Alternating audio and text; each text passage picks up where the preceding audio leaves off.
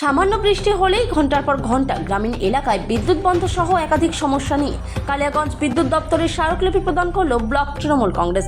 সোমবার দুপুরে ব্লক তৃণমূল সভাপতি তথা জেলা পরিষদের পূর্ত কর্মাধ্যক্ষ নিতাই বৈশ্যের পৌরোহিত্যে বিদ্যুৎ দপ্তরের স্মারকলিপি প্রদান কর্মসূচিতে উপস্থিত ছিলেন জেলা পরিষদের নারী ও শিশু কর্মাধ্যক্ষ লতা সরকার, জেলা পরিষদের রামদেব সাহানি, ব্লক যুব তৃণমূল সভাপতি সঞ্জয় বর্মন, তৃণমূল নেতা পিনাকি বর্মন, বিজয় মিশ্র, মোহাম্মদ নূর জামানের মতো তৃণমূল নেতাকর্মীরা।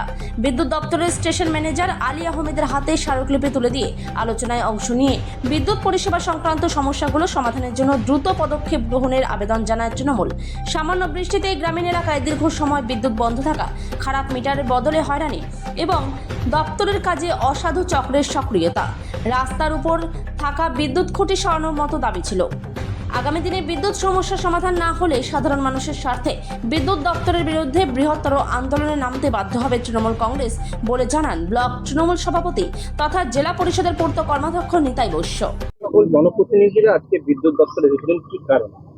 আজকে আমরা কালিয়াগঞ্জ ব্লকের তৃণমূল কংগ্রেসের পক্ষ থেকে আমাদের বিভিন্ন পদাধিকারী যারা আছে এবং জনপ্রতিনিধি কিছু মানুষজন আছে, আমরা প্রতীকী একটা ডেপুটেশন কর্মসূচি রাখছিলাম।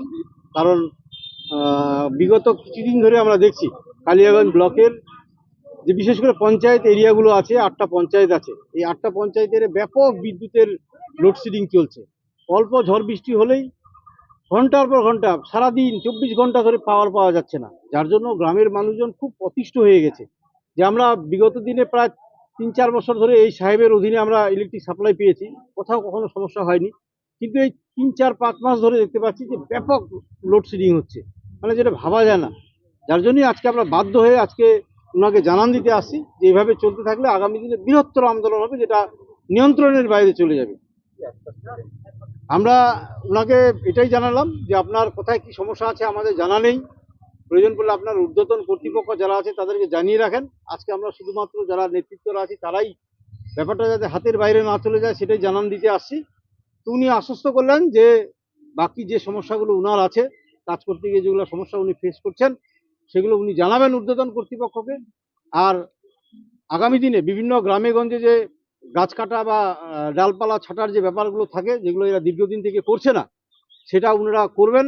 এবং যার জন্য আমাদের যারা জনপ্রতিনিধি আছে, যারা নেতৃত্ব আছে বা যারা গ্রামের মানুষজন আমরা আছি, তারা ওদেরকে সার্বিকভাবে সহযোগিতা করবো, পাশে দাঁড়াবো, যাতে নিরবিচ্ছিন্ন আমাদের গ্রামগুলোতে বিদ্যুৎ সরবরাহ সম্পন্ন হয় সেটা নিশ্চিত করার জন্য। কি কারণে আপনাদেরকে এই আন্দোলনে নামতে হচ্ছে? না, শাসক দল আর বিরোধী দল বলে কথা নয়, আমরা মানুষের জন্য কাজ করি। শাসক দল আছি বলে আমাদের বেশি লাইবিলিটি আছে, আমাদের পর মানুষের দায়বদ্ধতা অনেক বেশি আছে, যার জন্য মানুষের যে আবেগ, মানুষের যে কথাবার্তা যেটা বারবার করে আমাদের কাছে আসে, সেটা নিয়ে আমরা লড়াই রাস্তায় থাকবোই। অতএব আগামী দিনে সেক্ষেত্রে আমাদের শাসক দলের হয়ে শাসকের অফিস আদালত বলে আমরা যে ওদেরকে সবসময় সমীহ করে চলবো এরকম নয়। আমাদের পাওনা যেটা, আমাদের হকের যেটা জায়গা, সেটা আমরা বুঝে নিব।